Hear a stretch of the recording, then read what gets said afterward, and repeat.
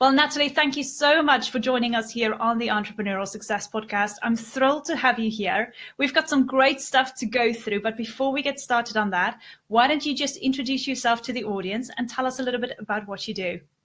Of course, I'm happy to be here. My name is Natalie Vijlbrief. I'm from the Netherlands. I have my own company, Natalie, and I'm an online marketing strategist. I help creators create their dream business. And with creators, I don't just mean people that create logos or stuff like that. People always assume that, but creating is everything when you're making stuff. So that can be jewelry, it can be, of course, the graphic designers, but it's also people who create courses, for instance, because they're creating things, they're making things too. And I help them with their online marketing and I help them with their content creation so that they can attract the right clients and sell more. Now, you also mentioned to me that you're a fourth generation in the business, or entrepreneur, really. Tell us how you got started within this industry. Well, I'm a fourth generation of entrepreneur. My father and grandfather and great-grandfather were in very different businesses. And I think, entrepreneurship is just in my veins. And my dad always used to tell me, like, okay, I know you're going to be an entrepreneur. Just wait a bit. Just wait until you're like 40. You're a bit more self-assured and you know what you're doing. And then I was 27, 28, and I was an editor for a big online marketing blog here in the Netherlands. And so I went to a lot of events and I talked to a lot of people, and I would get requests from a company saying, oh, could you do this? Could you look over our strategy? Could you make our strategy? And by the third request, I was like, maybe it's time to start doing something. So I kind of started my business, I kind of want to say on a whim, and just did the odd jobs where I was like, oh, I really want to do that, because I still had a full-time normal job. And then 3 years later, I decided, like, hey, I really, really want to do this full time. And I just went for it. And it's been a fun and crazy ride sometimes, but it's 9 years, more than 9 years of business. And my goodness, it's awesome. I love it. And you didn't even have to wait for 40. I don't know. I haven't even reached 40 yet. Oh, that's amazing to hear. Now, what started for you? Because obviously, what I always say is for anybody who's taking that leap into going into the entrepreneurial journey, there's a little bit of passion or motivation behind you. Is there something that kind of pushed you a little bit, apart from knowing that you've always wanted to be an entrepreneur, but was there something there that just gave you that extra little push? Yeah, I really love helping people. So it was just their requests of, hey, could you help me with this? That got me started, because I really wanted to help them. And I've always been told I'm really good at teaching, and I can explain things in a really simple, easy way. And so I just had that, like, oh, I need to help people explain this or explain that, especially since I have a background both in marketing and in technology. And so I can combine the two and make people understand in easy ways how to deal with online marketing. It's not just marketing, there's so much technicality involved. Yeah, absolutely. And what I like as well is what you're saying is, for you, you started kind of small by having this idea. You didn't just go and think, oh my gosh, everything is going to happen overnight. I'm going to be a millionaire tomorrow. You kind of took that little steps, and you, while working full time, you kind of went through these stages where you developed yourself. And now, 9 years on, when you look back at that first couple of months or that first year when you started your business, for yourself, do you feel like, oh my gosh, if I have to go back in history and do it all over again, would you feel that you would go through those exact same steps? Or are there things that you would say almost stood out for you, which you would go, I should change that if I had to go through all of this again? Ooh, great question. Well, I do think I'm still getting more self-assured, and I think that's what my dad meant when he said, like, wait till you're 40. So especially in the beginning, there's moments where I'm like, ooh, I should have reacted differently, or had the confidence to say it's this amount and not ask too little for something, or just stood my ground a bit more. But in general, I'm quite happy with how it went, even though there's like definitely hills and valleys in there. Um, but yeah, it's been good, and I think it's also brought me where I am today. So I don't think I would want to change too much, even though there's things like, ooh, okay, I should have done that differently. It's brought me here. Yeah. Oh, I love for you for saying that. I think it's so valuable for anybody who's listening, who's possibly even now starting to go through the entrepreneurial journey, or who's already been like you a couple of years down the line and thinking, oh gosh, where am I going with this? I should have done things differently. But I think for anybody who's going down the entrepreneurial track, you are right now in the right place at the right time. And I think you've said that so well as well. You don't want to change anything because you are here for a reason. Everything that you've done in the past has led you to where you are now. And it's great to hear you saying that as well. And I've spoken to some other girls as well. And one of the things that kind of stood out is, even though you're going down, starting as an entrepreneur, it is not just the fact that you've got a business. Yes, that is like the sidekick of being an entrepreneur.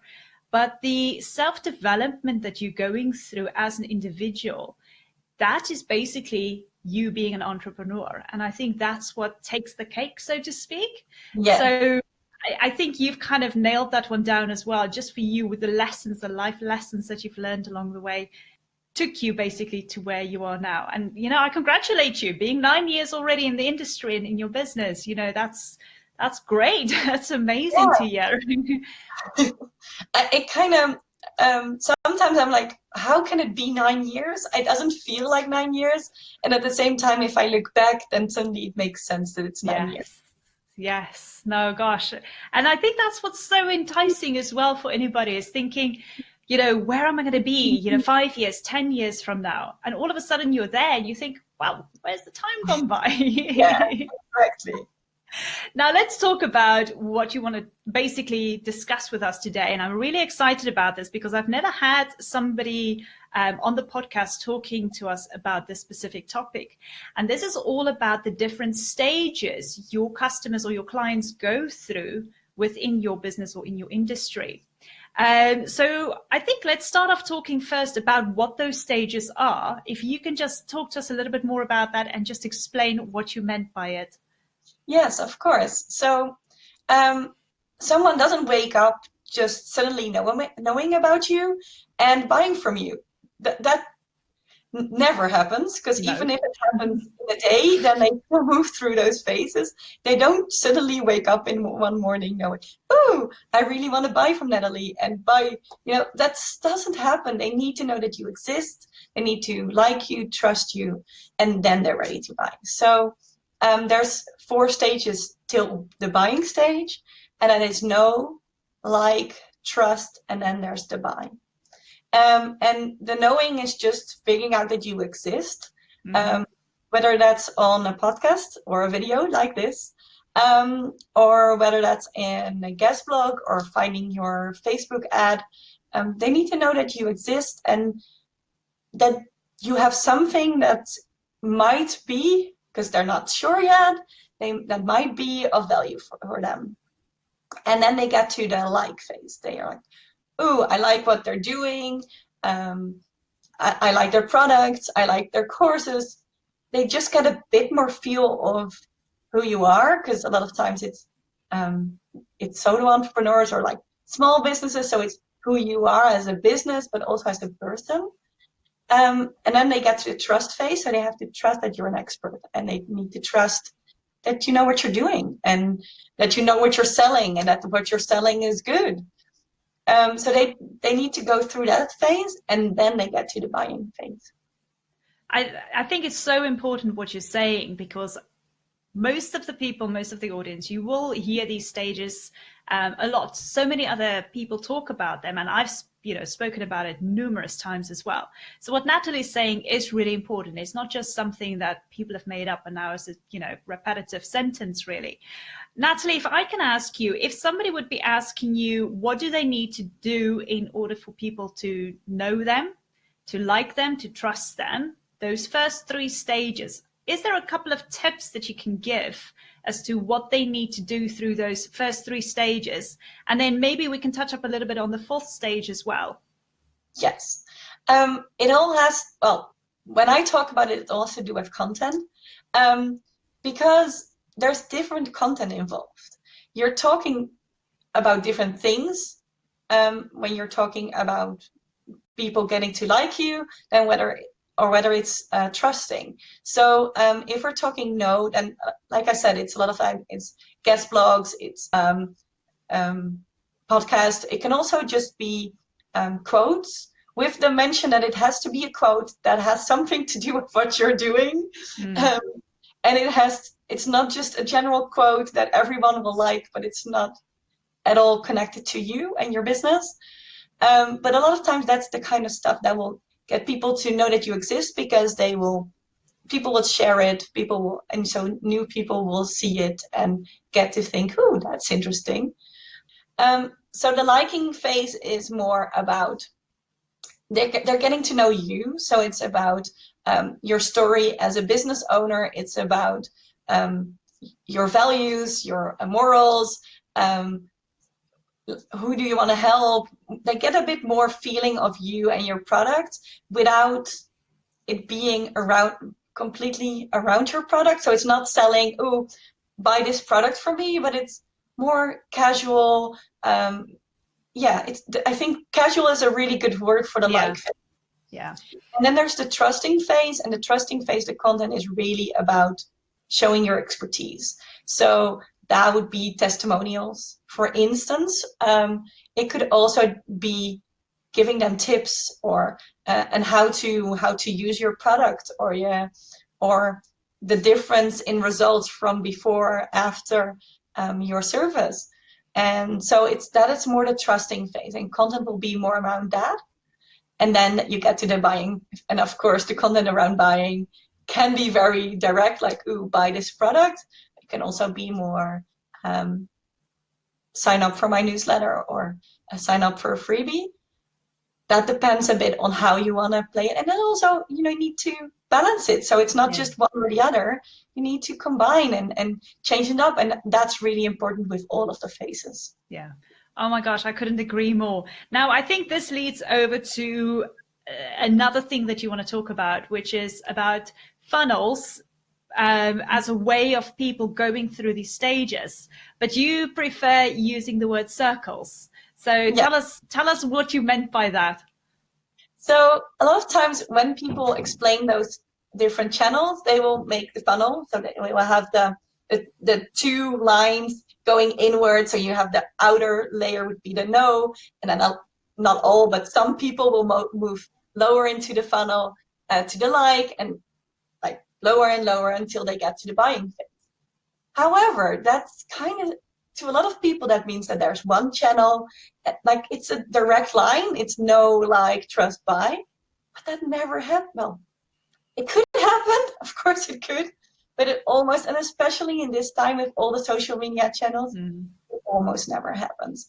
People will stay within, and that's why I call it circles. So the no circle is the outer circle, and people will move through different social media channels or other online marketing channels or other marketing channels that you have within that circle until they're ready to move to one layer in to the like circle, and then they will stay there. So there could be multiple social media channels on the like circle, and they will move through there, and they won't stay on just one channel, and that being Facebook or Instagram or whatever. They will move through until they feel ready to move one circle more in. So it's from the outer circle, that's the like, to the inner circle, that's the buy, and they need to move through all those. So that's why I don't like calling it a funnel, because that's far too strict, especially these days. Yeah. Oh my gosh, it's so good what you're saying, actually. And as you were saying it, I was just picturing my circle as well for my business in my head, thinking that makes sense, because yes, there are so many platforms available for everybody in social media and advertisement platforms in order for people to get to know you. So they literally go through all those circles. And I think the more of those platforms you are visible on, the better for you. Then when people see more and more of you, it kind of like they kind of start recognizing the fact that, hey, maybe this person is an expert, let me go and see. And then they move into the next circle, which is the like circle.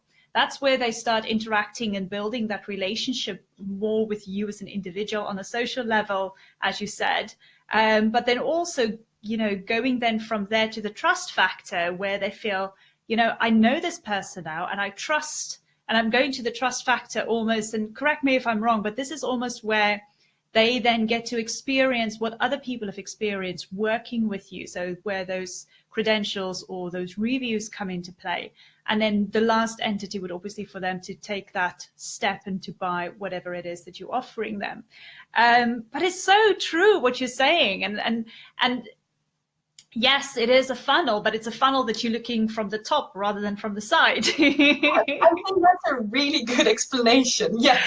Oh my gosh, I've never thought about it that way. I think it's so good. And yes, I work with so many funnels myself, and I know my audience work with a lot of funnels, but I think just to kind of have that top view of the funnel, like you said, looking at it from the circle point of view, it kind of makes it a little bit easier in a way as well. Yes, and I've noticed a lot of times people also suddenly think, oh, so a channel doesn't have to be in one or the other. And that gives more freedom as well. Yes, absolutely. Oh my gosh, this is amazing. Let's move on to the last thing, which I think works very much hand in hand with the circles now, is basically how to move people through those circles. Because we spoke about the circles from the trust, know, like, and buy factor, or know, like, trust and buy factor. But how do you move people through those circles? So you want people to move inward, which makes sense as you're saying it, but a lot of times we don't actually do that. So if you're on a channel, because you can pick different channels, so you might say, YouTube will be my like and trust channel, and Facebook will be my know and like channel, just for instance.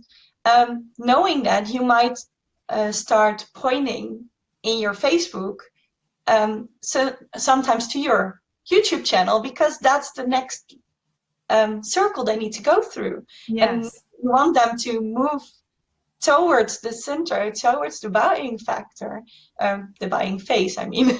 And you need to get them to, well, you don't need to get them to, but they need to be able to move if they're ready to move.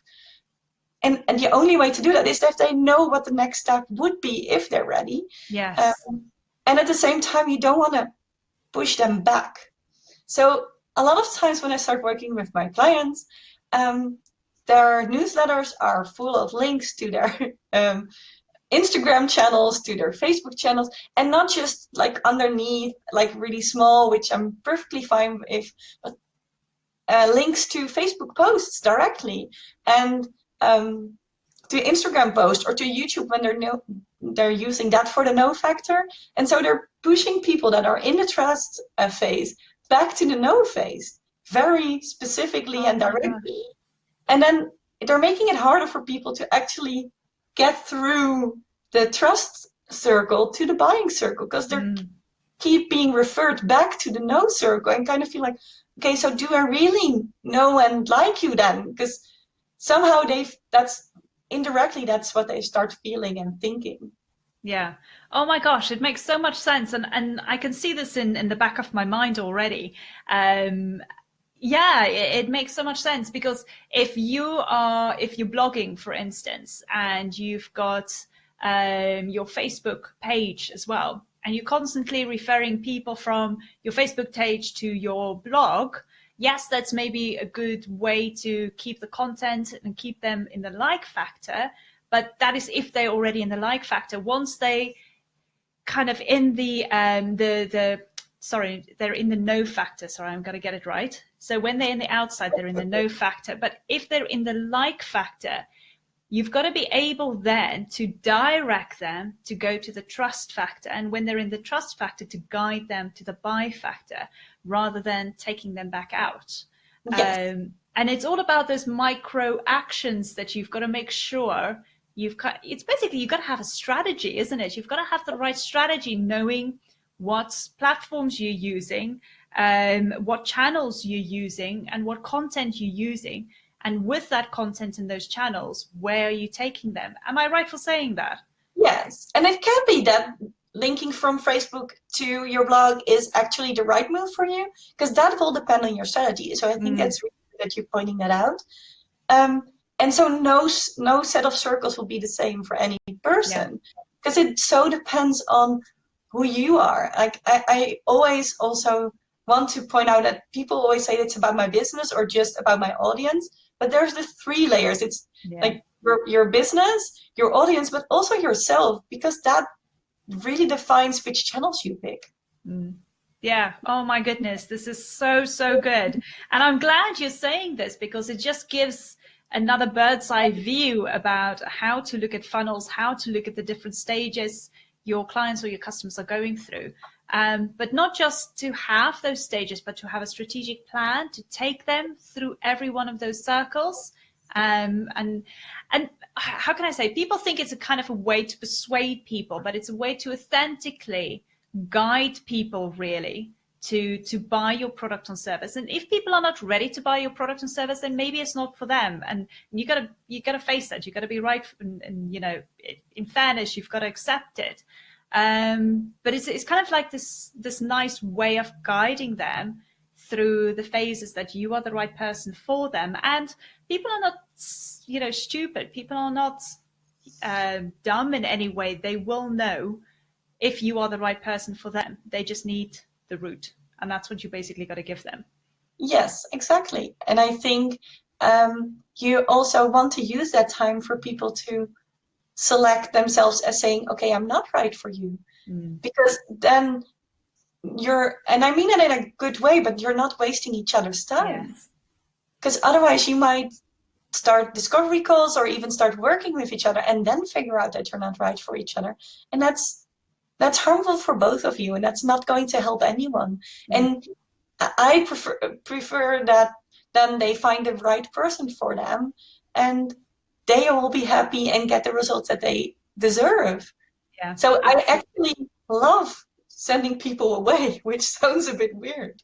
But then if they're not right for me, then I want them to find the right people. Yes. And you've got to give them that opportunity to go and find the right people, because you know from your years of experience, from listening to your gut, which people can work with you, which people you can work with, and then making that decision up front. Do you have any examples from clients or customers that you've worked with yourself by taking them through these kind of, I'm going to call it circles from now on, taking them through these circles basically, and seeing the results at the end of the day once they kind of visualize and experience that? There's been so many, and it depends so much on the person. So sometimes it's just like, oh wait, I don't have anything in my like layer. There's no content there. There's no channels there. No wonder that people aren't moving through. I've seen that, like people who just figure out that they have no circle, which means that no one's finding them. So if they hear through chance of them, then they move through to the buying phase. But they have so much trouble attracting new people because they just have no circle. Or people who have the trust phase completely wrong set up and then moving them back into the outer circle layers. So that's a lot of what I see. And once we figure that out and we fix it, they get more, like it depends so much on what that was wrong, but I've seen people who get more newsletter subscribers, and then from there more sales, or people who have just attracted more people to their Facebook page because people now can find them, which is always a good thing if you're getting more visible. Yes. Oh my gosh. It is so, so true. And I love the way you said, and I'm sorry, I'm going to use it from now on. I'm going to talk about the circles and not the funnels, and I'll give you all credit for it in the future. But I think it's so important because a lot of people think about how they can sell, and they kind of start that with that almost in the first phase, especially if they're new in business. They just want to sell, they want to sell, they want to sell, but they don't have any of the other layers in order to guide people through that stage. And I think if you start with the outer layer by having the visibility first, and then making sure that you work on that, have the other layers, of course, as well, but knowing that you've got that strategy by starting with the visibility and guiding people through all the way to the buying stage, it's definitely a good kind of strategy on its own, really, to go through and not just start a business, but for any kind of product or service that you're delivering as well as an entity on its own. It's really important to do that. Oh my gosh, Natalie, I think this is some great stuff you're sharing with us today. Thank you so much. Before we conclude with everything, because I know you've got some great freebies and some courses that you want to talk to us about as well. But before we get to that, is there anything else that you would like to add to what we've just discussed for the audience? No, I think we're good. Yeah. Okay. Yeah. Excellent. Well, listen, you've got a fantastic course and you've got your VIP days for the audience. Why don't you talk to us a little bit about both? And then obviously we'll have all the links for the course and the VIP days in the show notes. Obviously, if you want to hear more about Natalie, then just go to the show notes. But Natalie, tell us a little bit more about your course and your VIP days. So my course is, well, I want to say fairly new, but I think completely new is better. It's been a long time in the making. I've done a lot of live workshops and online workshops, and all my VIP days, which I will get back to in a bit. And I saw the same things come up every time with the content. People who don't know how to come up with ideas for content, and especially if I've explained the different phases and there's also different types of content, it becomes a lot easier to come up with content, and I give a lot of examples in the course on how to come up with content. And then there's also the planning and the scheduling. And now I'm not the most structured person in the world, but my content library and calendar days save me. They really help me figure out what I want to post, what I want to put in on my blog. And so I really want to let people see that if you have a library full of great content ideas, and then you don't have to come up with anything on the spot where you're like, that's okay, but is it really, like we're talking about strategy, is it really doing what you want it to do? Is it moving people forward or sending them away saying, hey, I'm not the person for you? Or is it just leaving them hanging thinking, I don't know yet. How do I feel about her? How do I feel about that product or that service? So really, I feel that content creation is such an important part of a business, and knowing how to move people through those phases, that I decided to make a separate course out of it. That's amazing. And I love it. The first results, people are really like loving. There's text and there's a few videos, and there's videos of me showing something on my screen or just talking to you, and I really take you through it. I'm all about just making sure that you, like I said in the beginning, I love teaching, so just taking you through all those steps and making sure that you understand all the parts that go into a content strategy. That I love doing that, and it's amazing to do and to help people with that. And then I have my VIP days, and the VIP days, I've noticed at the same time, I've been doing those for a lot longer, and I've also like shorter and longer versions. And I noticed that some people just want one-on-one help, and I love doing that because you have more that specific business in your mind and the specific strategy for their audience and for their personality. And so if people want more one-on-one help and more specific, how does it work for my business? How does it work for the time that I have to work on my business? Because that's important too. You don't want to be working, I think that goes for both the course or the VIP day. Like, you don't want to be spending days on end on your content. That's not, like, you should be spending it on your passion and on your business. Yes. And on your, like, outside work life, like work-life balance, people. Yes. Very important. So the VIP days, I'm just taking them one-on-one, and we're finding out where there's holes in I always call it a puzzle. You need to have all the puzzle pieces, Yeah. and they need to be in the right place. So just figuring it out.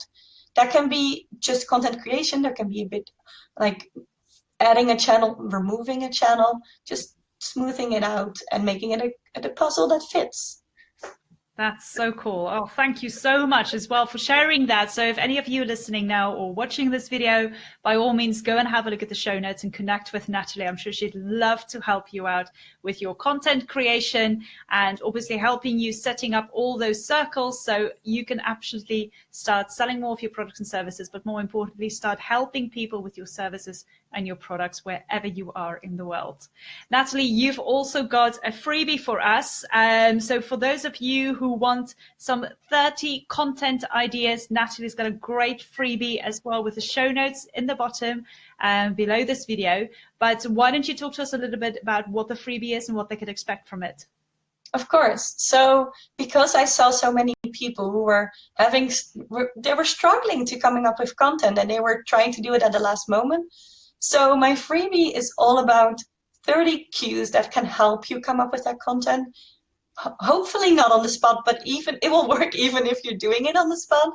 But it's all about, it's based on those different phases. So it's not, I'm not talking about the phases in there, but all of the content in there is all about different phases, and so content that you can use for those phases.